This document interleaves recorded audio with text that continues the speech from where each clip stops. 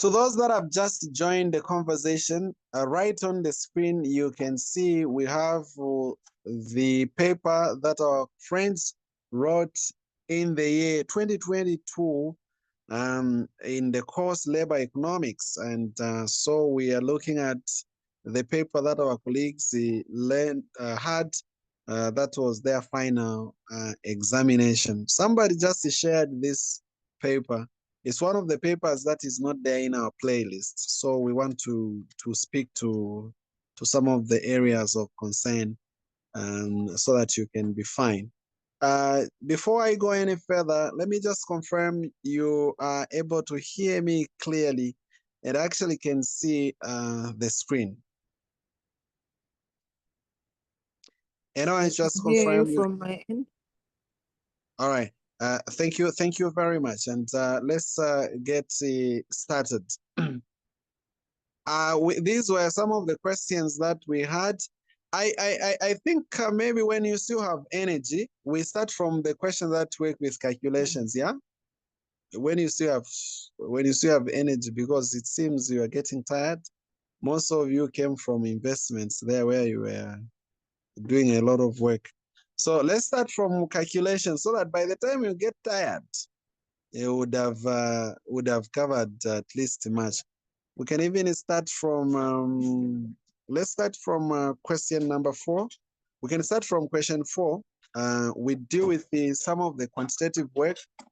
Then that's when we can revert to these other works, pieces of work. Okay. Um, can I confirm one more time you can see the screen? Yes, I will be able to see and hear you clearly. All right, thank you. And so the question number that we are looking at is question number 4 of the paper 2022 Labor Economics Final Examination. And the question 4 read, and I am reading in your hearing. Now, the oil company is assumed to be a monopson with the model below and the diagram below that depicts it.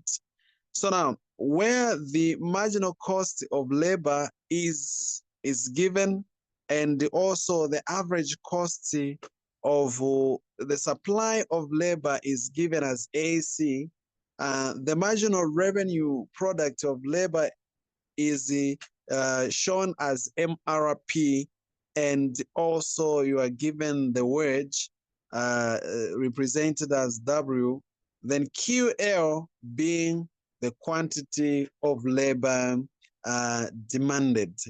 I am saying this is the same thing that we are saying. So we have the marginal cost of labor. This is the average cost of the supply of labor, marginal revenue product of labor, MRP, which is basically equal to demand. And this is basically the wage 1 and wage 2, QL being the quantity of labor demanded. So we have this diagram that has been put, and then we are required to do the following. We are given the wage, right? You know, given that the wage is wage 1 is 20. Let's just do a bit of some data collection. Wage 1 is 20. Where is this? Wage 1 is what? Is 20 kwacha. Then the wage has been reduced to wage 2, which is equal to 15 kwacha. When the wage was at 20, the quantity of labor demanded was 120, right? But when we reduced the wage to wage 2, the quantity also did reduce to hundreds. And we are to calculate the marginal costs under a monopson. So how do you calculate marginal cost? That's a question. What is marginal costs? What comes in your mind when you hear marginal cost? So basically, marginal cost is an additional cost that is that a company incurs because of an increase in the unity of labor that they actually employ in this case. So in this case, the marginal cost of this labor or this monopson shall be an increase in wage, all right?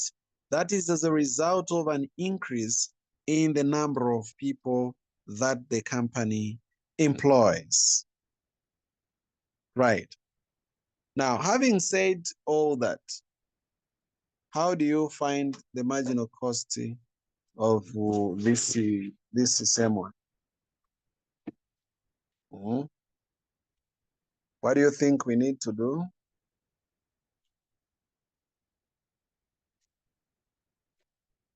So it shall be the change. We need the change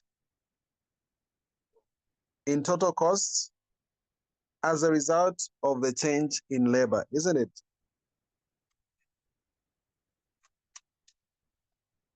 Right? Change in total costs, marginal costs is equal to the delta Q divided by, not Q, total cost. Total cost is the one that is changing. So change in C divided by change in quantity, which is actually the change in cost as a result of the change in labor. So how is the change in what's this? In quantity, in total cost? How is the change in total cost?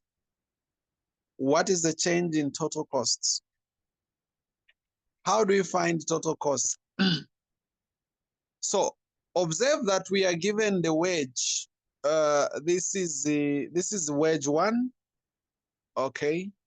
Yeah, per unit, and the quantities of labor that you have is basically that. So you just have to do these changes, the changes. The cost that a company incurs is a cost per unit times the number of people that, the number of units that they're getting. So change in cost shall be cost 2 minus cost 1 divided by quantity 2 minus quantity 1. How do you find the costs? The costs at wage 1 shall be 20 people.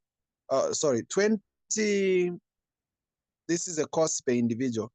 20, all right, times the number of people that they're employing. These are people because that you're multiplying is 100, right? At 1 is 120. 120, for example, this will be your Q1, right? That will be your Q1. Q1, quantity 1 is, that will be total, not Q1, like total cost 1. The total cost 1 at initial point is the number of people times the number of the salary itself. So the salary being 20. So 20 times 120, giving us that. Then the second wage shall be 15. The second cost shall be 15 times 100, which is that cost. So 120 times 20 is giving us how much as a Q1? Then our Q2 obviously will be 15, right? Our total cost on top, total cost 2. Let me show it. It's 15 wage 2 times the number minus which one is this? 20 times 20 times what? Times the number 120. When you do those computations divided by Q2 is 100 less what? Let's see Q1, which is 120. Are you able to do computations for us to find the marginal costs? What shall be the marginal cost of monopson?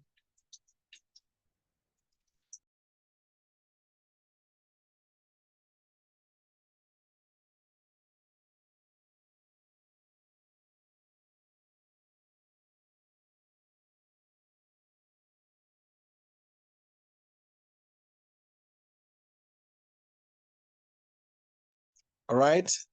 So you have 1.5 minus, is this 240? The answer is given negative 20. Could be 2,400, I think. Is it? 20 times the 120 is what? Could be 2,400. 2,400. Ah, okay. Then divided by 100 minus 20 is negative 20. So 1.5 minus 2.4 is what?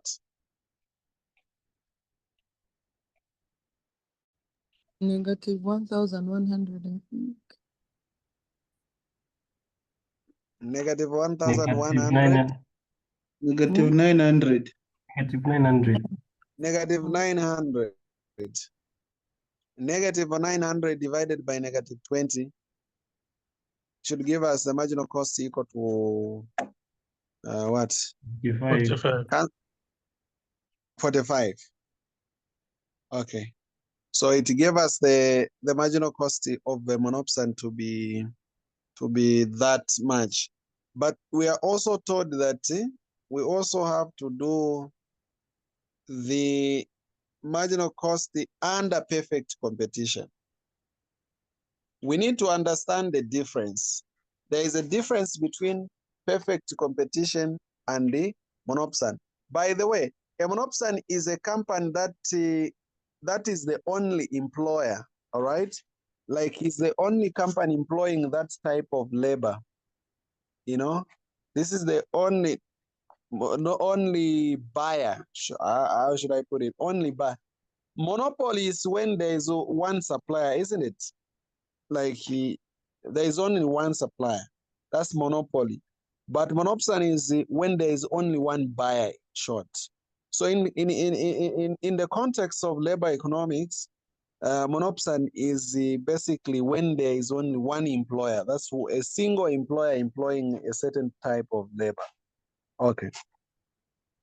Now, perfect competition, marginal costs is equal to wage at perfect competition. Marginal cost is basically equal to the wage. Nothing much is said. So marginal cost shall equal wage. Yeah. When it is perfect competition and it is not changing. So which simply means that the marginal cost will be equal to 20, yeah? Because the marginal costs of this particular company is at one is wage one shall equal marginal cost, because marginal costs, they are equal in perfect competition. And so this is equal to how much? It is equal to what is this? It is equal to 20. If it is the perfect competition, you don't really do what we were doing. Okay, so just speak it that this is perfect competition. Okay, now you're also asked to determine the wage rate under a monopson and explain two distinctions between a monopson and the competitive firm. So how do you determine the wage rate? All right, let me just try to mute the mic of Uncle Chanda, and so that all right. So we are told that we need to determine the wage rate under a monopson and explain the two distinction between monopson and the competition. So now the firms, of course, under monopson will hire only at a point where the marginal revenue, product is equal to marginal cost of labor, isn't it? That's the only point. It will pay the labor, it will pay the wage from the labor supply, but it will hire where the hiring will be at a point where marginal revenue. Let me just show you this graph so that you're picking the message properly. So we are saying the hiring is at a point where marginal revenue product of labor, this demand line, if you may like, this is the same line, is equal to marginal cost of labor here. This is the point. So we will hire at this point, but when it comes to payment, we will only pay at which point? At this point. At this point. You get. We will hire at that point. We'll hire at that point, and then we will pay at this particular point to where it is equal to actually supply. So now, when you look at this wage, like W1, is below the competitive wage, right? Is below competitive wage because the competitive wage is supposed to be somewhere here, right? W3 is supposed to be somewhere above, because that's where the condition is in equilibrium. That's where you find the equilibrium point at W3 upward here. But they are paying W1, right? So they are paying at this point at a price that is a bit lower. You understand? So they'll pay at a price that is lower. And so this is what is happening. And why should a monopson pay the price that is below the equilibrium? This is because they are the only employer. Like, they determine how much to pay people. They don't have a competition with anybody or with any other company. So they don't worry about anyone going anywhere. They even know that they're the only employers anyway. Where else can these people really go? Now, the difference between perfect competition and the monopson is that in a monopson, there is only one dominant employer, right? Let me just write something here. Monopson, there is one dominant employer, but when it comes to the perfect competition, there are many employers. You understand? There are so many employers that are available to employ. Then in terms of wage determination, right? The monopson sets the price. They set the price. Usually they even set the price a bit lower, below the equilibrium, right? And then with perfect competition, the wages are set by the market. It is the market that sets the wages in the perfect competition. So markets set wages. You got that one? The markets do set wages. What we mean by that, it simply means you have to pay what people are paying. You ask yourself before you determine, sorry, how much do people pay on average? Then you start doing that.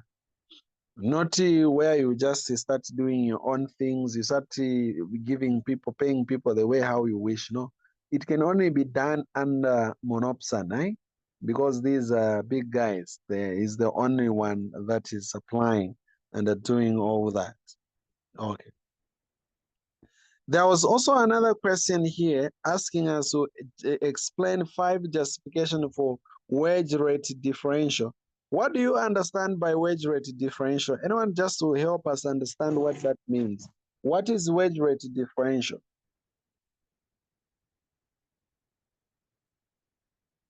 Hello? When you hear one say wage rate differential, what comes in your mind? Anyone can turn on their mic and just, share understanding.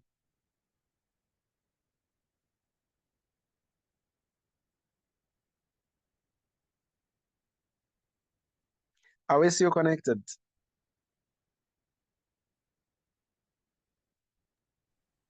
Yes, sir. Okay, thank you. Can we give it a try? Yes, you can go ahead. Okay, so this talks about the differences in payment of wages in the Yeah. same industry to different groups of workers. Yeah, thank you very much. Yeah. Can we further simplify that? I think that's already clear. So wage rate differential, you are paying different, wages basically. So now, are we justifying? Are there 5 justifications? Can you give us the reasons as to why people should not be getting only a single pay? Why should it be different? Why should we be getting different, not just the same, like maybe there is just a fixed amount that everyone who works anywhere at the end, regardless of the industry, regardless of anything or whatever, they just have to get paid the same amount. Why should we have wage rate differential? Justification, point number 1. What do you think? Anyone can just say, say the reason that they think. What do you think? Why shouldn't you be getting the same amount? I can try maybe using junior money. Go ahead. Yes, I think I would look at it in terms of risks as well, like how risky the job is. That Yes. would So determine risky and the working conditions, right? Working conditions. Risk and the working conditions. You get it, eh? Thank you very much for that one. We know that these jobs are different in terms of risk, guys. Imagine you are I don't want to give my own example. What kind of jobs do you think are risky? What does the class think? Can you give us 1 or 2 examples that you just think these are very risky?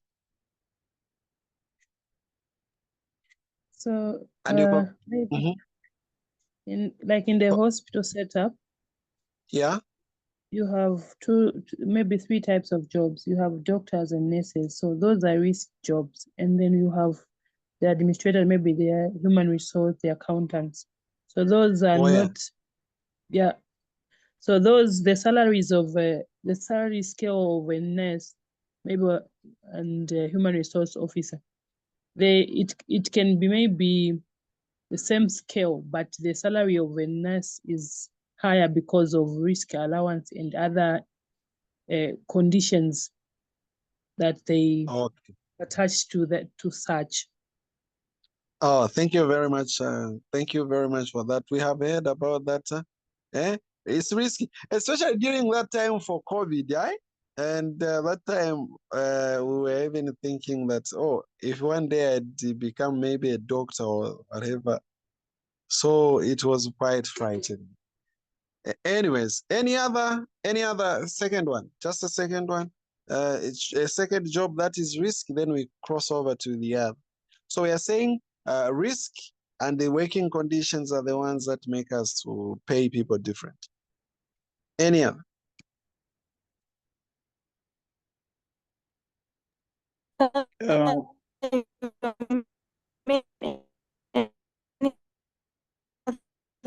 For wage rate differential or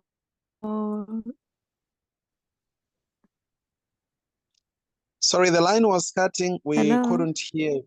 Let's go ahead now. I'm asking, are You you can go asking ahead. about the other justification for wage rate differential? No, we were still on the risky, like any other jobs that are deemed to be risky. She gave us in the health setup, really. We picked it. I think I would also think of it in the mining sector. mining. Especially those that do underground jobs that requires to go underground, like those are also risky compared to others. Yeah, the mine may end up collapsing on you, eh? Okay. Thank you very much for that one. Okay, let's cross over now. Any other justifications? Let's get back to justification. Why should people be paid different amounts? We have talked about risk and working condition. What else? Maybe there's differences in skills, or maybe Yeah. yes. So education levels slash skills, isn't it? We are different. We don't expect someone who has got maybe a certificate gets paid more than someone who has a degree somehow. With same experience, assuming they have same level of experience, right? Let's assume experience is the same. Why should they be getting the same amount? So there should be those differences, right? What else? The lady one wanted to say what? You can go ahead now. Maybe even tenure in employment. The tenure in, are you able to shed more light? You mean Yes, experience? so yes, I think experience. Yeah, I would put it as Experience. experience. Yes, Okay, thank like you very someone who's yeah. been working for maybe 10 years, they're on the same level, but someone who has just been like, you know how we have entry levels and yeah, you keep rising. So if someone still keep remains rising on the the ladder. same level, Yes. someone joins today, they can't get paid the same because obviously that one would have been getting increments and whatnot. Yeah. So Thank you maybe I'll very put much. it Yeah? like that. Thank you. So experience makes us get paid different amount. Any other thing? Why should you be paid different amounts? That's a question. Think even job locations. Locations, are you able to shed a bit of some light? Yes, so you can have just an example, you can have a teacher working in rural areas, and a teacher working in the urban areas. So those teachers will definitely have some rural allowances because of the conditions they are going to. It's rough. Who gets more? The people in the rural areas, eh? Yes, they're given, is it hardship allowance or something like that? Rural hardship, right? Because it's crazy there. Okay. Okay. It's rough. Thank you. Any other words? Justification? Do we have any other justification again? Can the position also be considered? The position someone has in the company, especially that a manager cannot be paid the salary as those who are under him. I'm thinking of it in that way. Yeah, what does the class think? Now we are studying. If I start engaging you, it means I want you to remember stuff because we want you to be able to remember. On that one, I think it depends. This Yeah. is why we even talked of experience, because I think I've seen some situations where someone is higher than maybe someone who joined years, like they joined some time back, and they get paid more than other people who are like maybe a grade or 2 grades ahead of them. So I think I've seen such experience. So that one is a bit dependent. Unless maybe if we look at it in terms of maybe CEO levels or senior management positions, if we can look at it that, but that would also, I think, it would also go into experience or skill, because for someone to reach that level, they should have that level of experience. I don't know. I'm just thinking loud. Thank you very much for that comment. Anyway, colleagues, these things you can always refer to the module and get to be fine. The minutes are flying very fast. Are there factors that affect demand for labor that we know? 5 factors affecting demand. 1. It's now group work. We work together now. What factors affect demand that we know? 1. The price of the product. All right. The price of the product being produced using by that labor, Or- isn't it? The price of the product produced by that labor, by that labor. Basically, this is a derived demand. So you could say the demand, you could say the demand of the product that is produced by that labor. So basically, this is a derived demand. It's also a concept of derived demand that we explained last time. Any other thing that affects the labor demand? Wage rate. Wage rate. Thank you very much.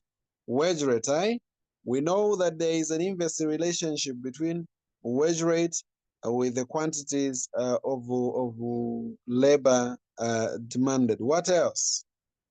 What else do you think affects the demand?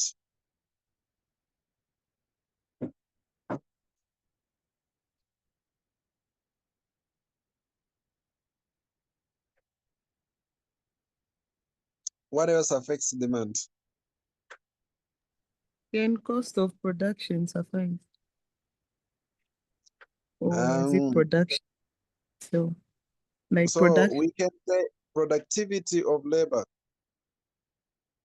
The productivity of this very labor, of course, comparing it with the other inputs like capital. So, yeah, is labor more productive than capital? That's what would depend. That is what would influence whether you should use the labor, right? Cost of inputs, someone have already said cost of other inputs, right? Other inputs. Are the other inputs cheaper than, is labor cheaper than the other inputs and all sort of things? We can always refer to the module, and basically this is a simple conversation. To those that have just joined us, we are looking at 2022 paper, and we are now on question 5 of labor economics. Question 5 read, and I am reading in your hearing, provided the following. Yes, is that a question? Yes, sir. I wanted to find out, did we calculate marginal cost under perfect competition? No, marginal cost is equal to the wage rate. Oh, If it's in perfect competition, it's not like in a monopson. Yeah, you know, perfect competition. Those guys are takers of the cost and all the prices. Very good. yes, sir. Okay. Provided the following information, a Cobb-Douglas function is given. So I given a Cobb-Douglas function, and the objective function, it is the objective function. Then the constraint is given as this one. This is a cost that we have. Wage times the quantity of labor demanded plus the rent, which is the rate, the interest on the capital.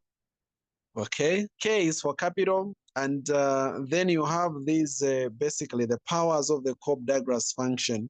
And we are expected to do what? What are we expected to do? We are to use the Lagrangian model to determine the following: the optimal level of capital and the labor employed. Wow. Now, the Lagrange multiplier is one of the highly used model in economics. And this is how you state it actually. Let's set up the problem. The Lagrangian problem shall be set as the objective function. Let's say you have an objective function, whatever it is, whether is the q like this one, functional q plus lambda. Let's have lambda times the cost less wage, times the rate minus the rate times the capital, like this. This is how you set up the Lagrange. The Lagrangian. So let's set up the Lagrange for ourselves. How is the Cobb-Douglas function really putting these things? So we assume, how can we have the Lagrange function? Are we given the values of alpha? Are we given the values of alpha? No, not yet. We're not given the values of alpha. Then we'll just leave them as alphas. Okay. Unless they had given us the levels of alpha, that's when you can find the optimal levels of what's this? The optimal levels of capital, labor, and also the Lagrangian, the lambda. Okay, let's go. So the function is A.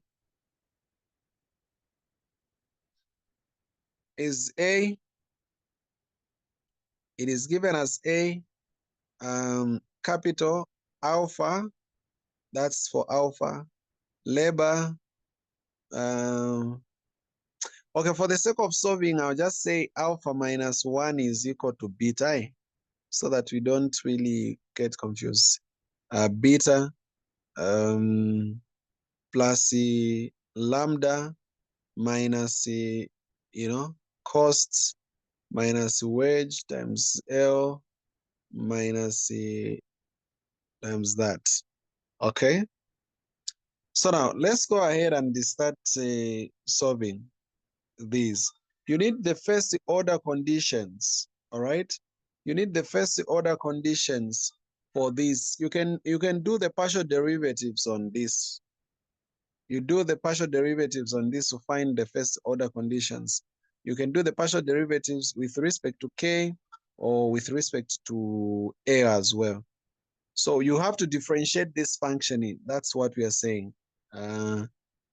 Differentiate this function. You apply your calculus, your skills in calculus to differentiate this function.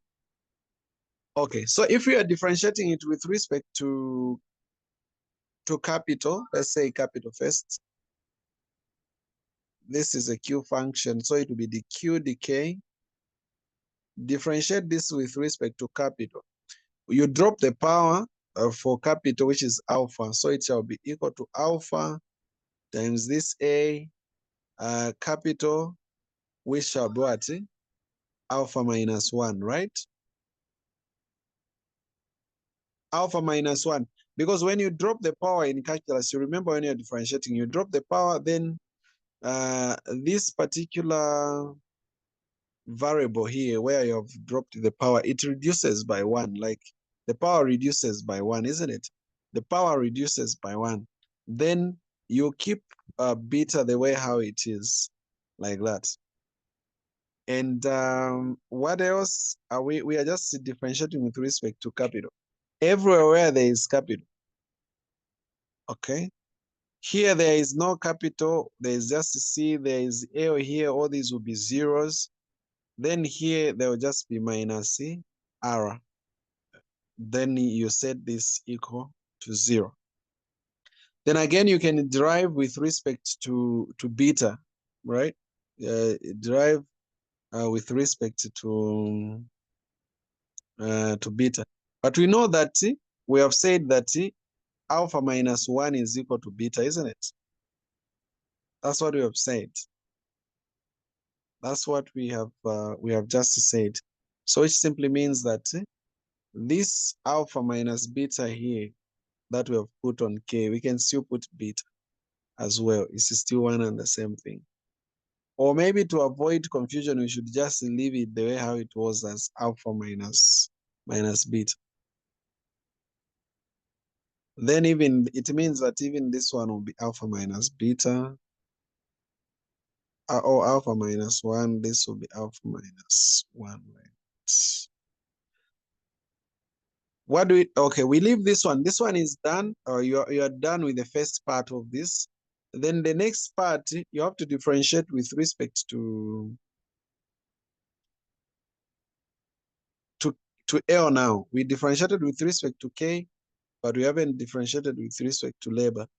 So when you differentiate with respect to labor is alpha minus 1. That's the power. So you drop the power, alpha minus 1 times the A. This A is still there, is constant. Then capital alpha, then L, now, alpha minus 1 minus 1. Because we're dropping 1 like twice. So that's how it comes out. So because this is already alpha minus 1. So again, when you minus 1, it will be alpha minus 1 minus 1. Then we are just dropping where there is L here. Here there is capital. So capital, since there is no L here, there is no labor, it will be treated as a 0 when you're driving. Okay? Just do your partial derivatives that you did in mathematics, math for business math. Then you remain with wedge equal to 0. And again, you do another derivative, you differentiate with respect to lambda, which will just give you, the derivative of that will just be cost minus wedge L minus RK. It will be just basically the same constant, all that equal to 0. So then from there, you need to solve these 3 equations simultaneous. You need to solve these.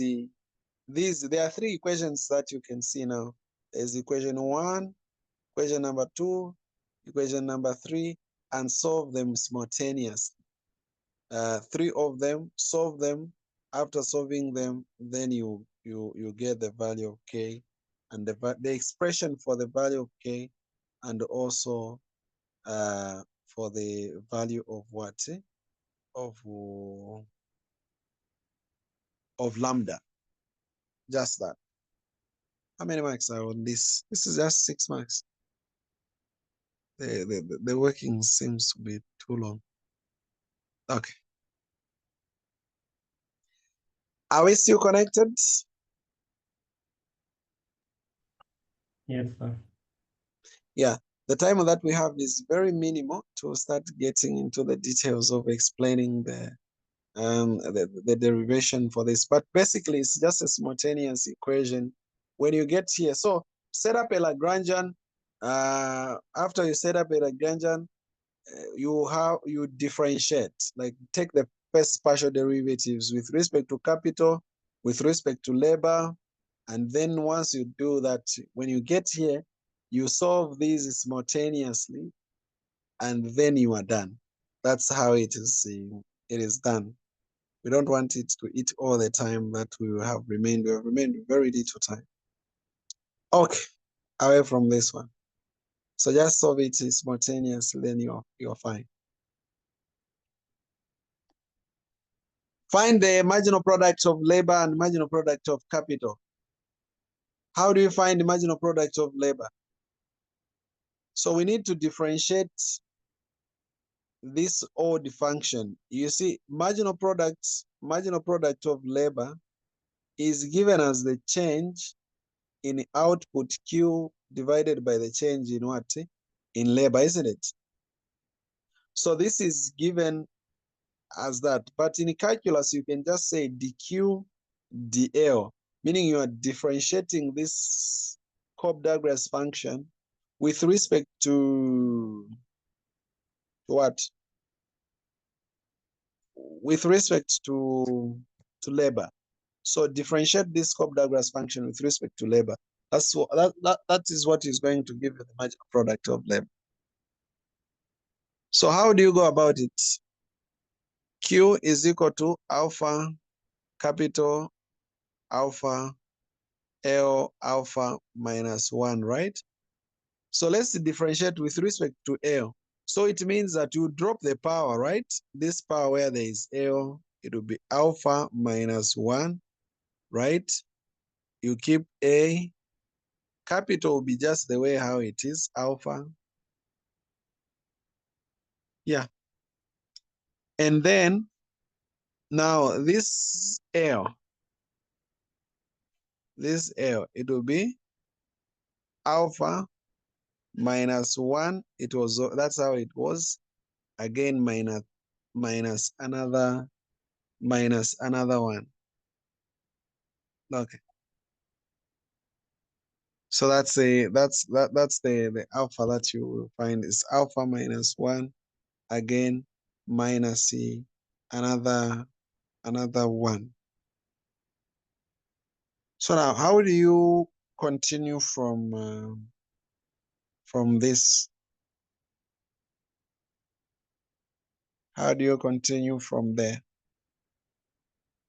This is that. It's just the derivative.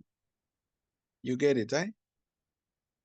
If you want, you can maybe just rewrite this from this factorize on this part. If you want, you can factorize -1. It's common, right? It's common. If you want, you can rewrite this part. But if you forget, you don't want to be confused, you can still end here.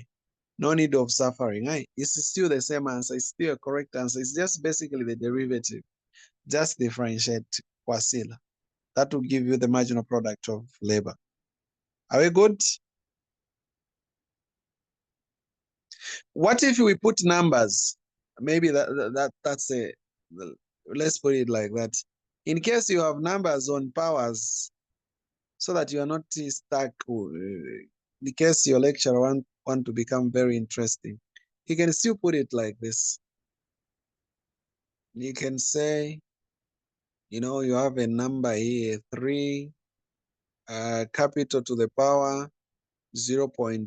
Maybe let's say 0.4, and labor 0.6. You have seen that now we have used numbers, right?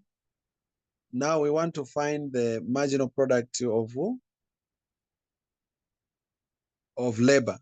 So you just drop this labor value, the 0.6 times 3, keep the capital the way how is it, 0.4, how it is, L to the power 0.6 minus 1. You've seen what I mean, eh?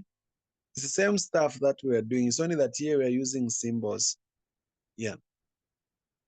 So you can just work out this, then you are okay, we are done. That's the marginal product of labor. Are we still connected? Hello? Yes, sir. Yes, sir, we are here. Okay.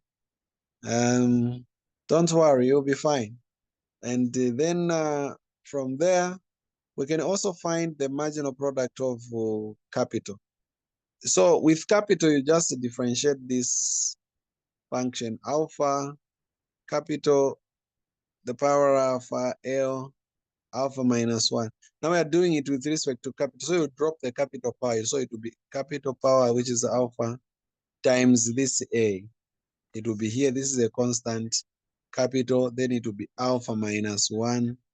And L, it will still be alpha minus 1 like that. So you can still leave it like that, like this. This will be your marginal product of capital. Are we good? Very easy, eh? It's very easy stuff to work with. Like the Cobb-Douglas function is the easiest function to work with. You've seen it. Just one step, you you reach where you're going. Okay.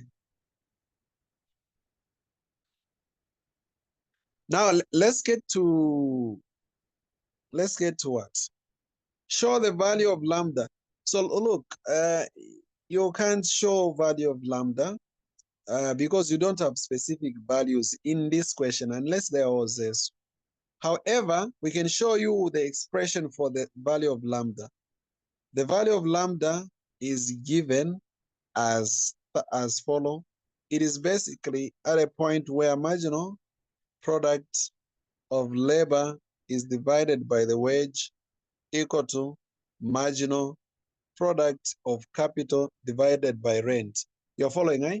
So if you have the actual values, listen, if you have the actual figures for marginal product of labor, since you have already calculated the marginal product of labor, you put here, okay, on MPAO, and you also have actual value for wage, you put actual value for marginal product of capital, you put actual value for rent, you put, then you would be fine. Like, it's quite very straightforward to work with. So that's how you deal with the lambda, the sensor. Okay? Are we still connected? Don't worry, you'll be fine. You're already fine. Hello? Are we still there? Okay. Yes, sir. Let's do this now. Let's get to question 6. This one is an employment. Let's get to unemployment. The population of country X is 10,000. This is the total population. 10,000, right? And the 600 are part of the working age. So the working age is what? Is 600. Only 600 are working age out of 10,000. This is a crazy country. 10,000 people, but the working age has just 600. Oh, okay. Interesting. Out of 10,000, the rest are not in the working age, right? And you are also told that you are also told that just a minute.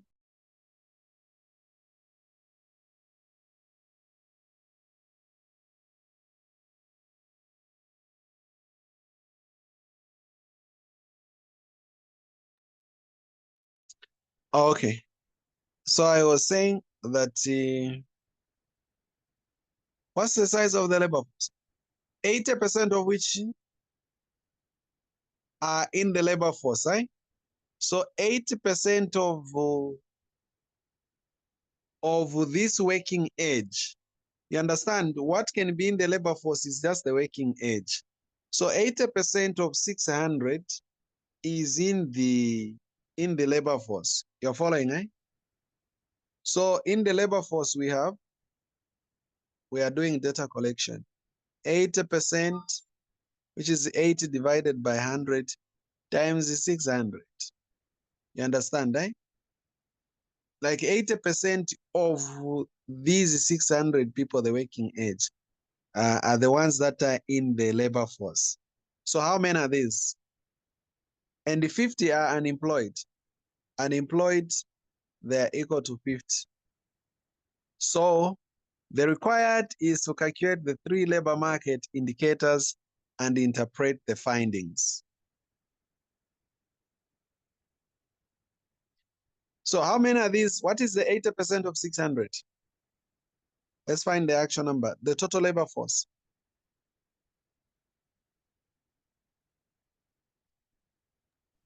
$480. So 480 are in the labor force.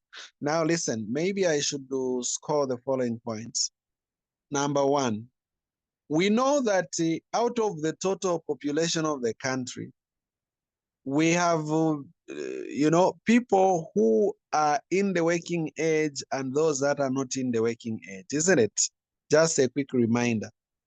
We remind you that the people below age of 15, are not in the labor force, and above 65 are not in the labor force. So for in case of this country, it implies the majority of the people were less than 15 and were above 65. Only 600 were part of the working age. The working age is in between 15 and 65. You get it, right?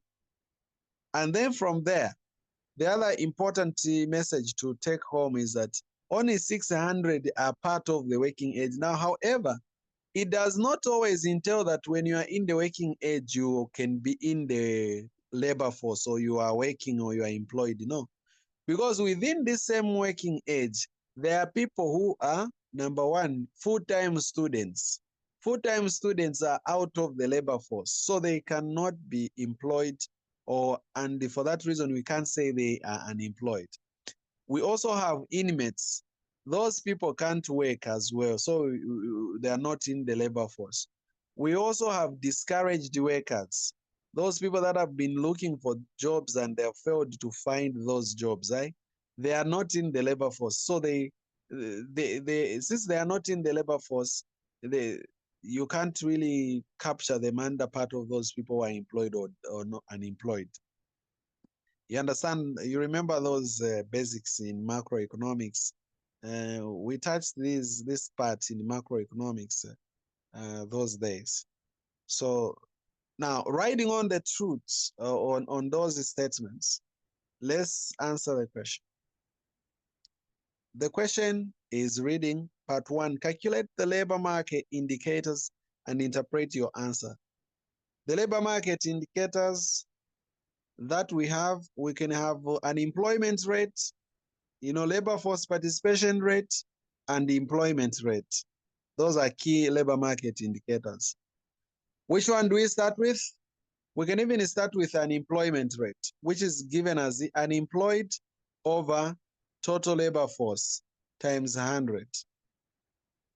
You get it, right? Unemployed over total labor force times 100. That gives the unemployed guys are how many? 50 divided by total labor force 480 times 100. What is the rate? What is the unemployment rate?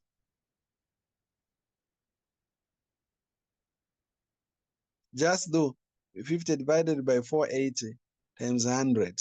That's the unemployment rate. Unemployment rate is unemployed, total number of people unemployed divided by the total labor force. Okay? And by the way, labor force simply means unemployed plus employed. It is the sum. It is the sum of those people who are employed plus those who are not employed. Okay?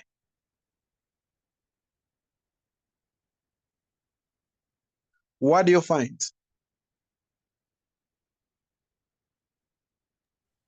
10%. Oh, 10%. So 10% is the unemployment rate. Thank you very much. So what else have we remained with? Employment rate. How can we find employment rate? Employment rate is basically employed over the labor force. Employed over the labor force. Employed over the labor force times 100. How do you find people who are employed? We need to remember that the labor force is equal to unemployed plus employed, isn't it? We already have unemployed as 50. Employed we don't have. We have the labor force as 480, right? So let's make employed the subject of the formula. So we shall have 480 minus 50 so that you get those who are employed. So how many people are employed? 430. 430. So you say 430 divided by 480 multiplied by 100. That will give us the employment rate. What is the employment rate?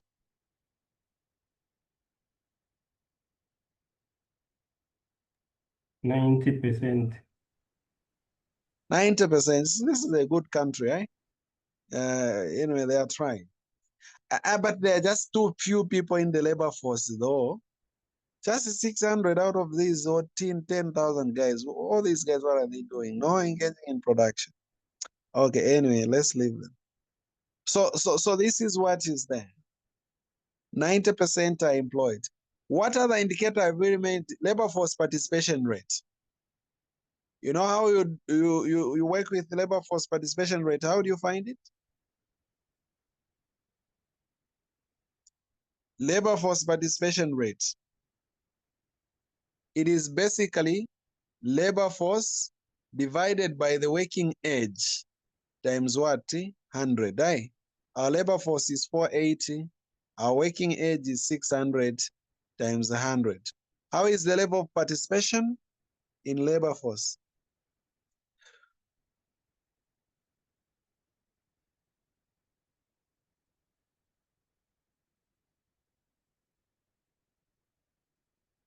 Hello? 80%. 80%, which is not bad. Yeah, 80%. So this is how you go about this. To those that have just joined us, we are looking at question number 6 of the year 2024, final examination paper, labor economics. And so we were looking at question number 6A. Any question? Okay, let's proceed. We get to B. B, you know that B has been repeated, right? Explain 4 justification for wage differential across occupations. Is it not what we were just talking about in previous conversation? I think we looked at this. We can't start talking about the same stuff, right? Yes. So it's these the are what same. you call free marks. Just come repeat this stuff and regurgitate. Now, discuss the main reasons why unemployment is a problem. Why do you think unemployment is a problem?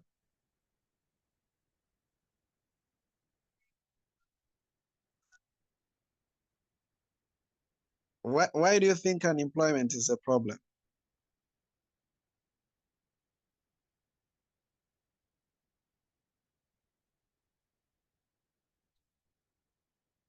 You lose your income, you lose your consumption, you'll be excluded, social exclusion. You know social exclusion, eh? When you are not employed, you have your own class.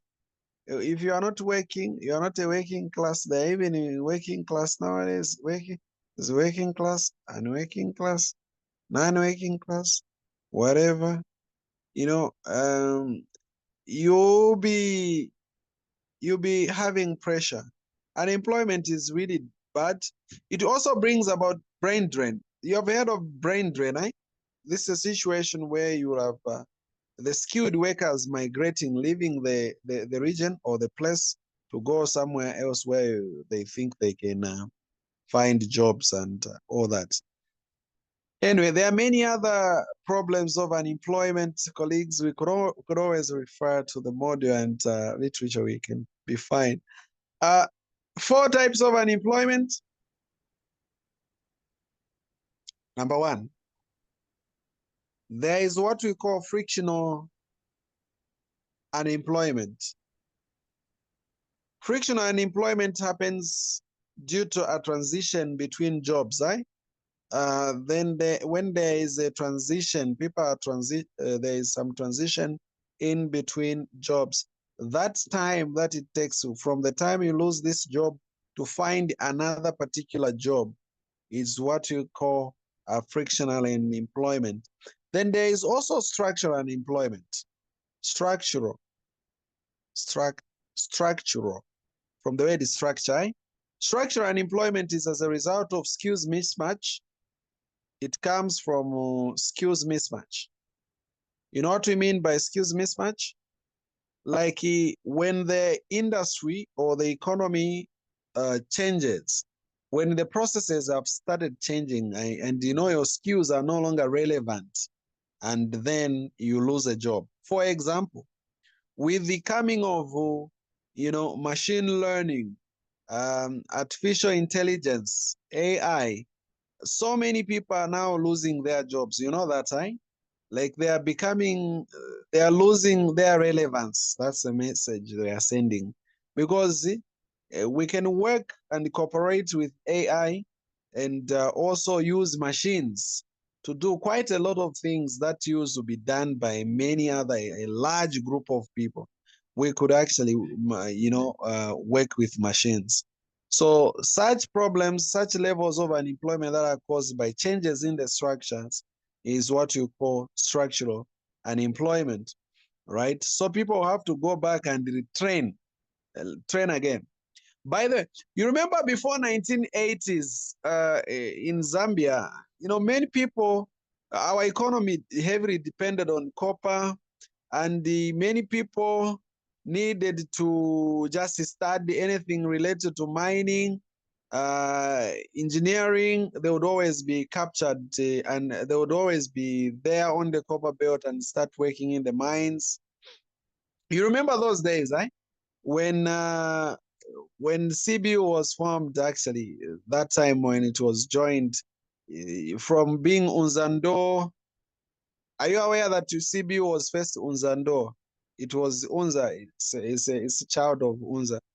From Unzando and, linking it to the Zambian Institute of Technology, ZIT, and then they formed the CBU. From that time, many people went to the copper belt to study engineering, and most of them, they would not come back. They would just be in the mines working and all that time and do all that work. But with the passage of some time, nowadays it's no longer a guarantee that when you go, you study, for example, mining, you do end up finding yourself in the mine. Yeah, you find that maybe you even go somewhere else now. Things are changing. So because there are now more people that have studied that. A lot of people studied that up to beyond the 1980s, 1990s, and I'm just giving you an example. And when the industry was a bit flooded, and then people started changing again, diverting to studying other things until it was flooded. Again, afterwards, due to liberalization, many people had to study teaching. They became teachers. And again, there is a reduction. You are following that. So that kind of unemployment that is caused due to changes in the economic structures is called structural unemployment. Okay. Away from that one, you are able to remember. There is also what we call cyclic unemployment. This one is caused by the changes in the business cycles, basically. Changes in the business cycles.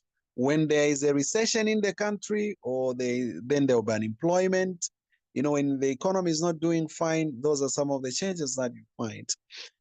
And finally, you also have what else? Seasonal employment. You might have heard of it. Seasonal employment, where people are not employed just for some season because the seasons are not favoring them, especially those that are working in industries that really heavily depend on some seasons for them to have higher levels of production. Okay.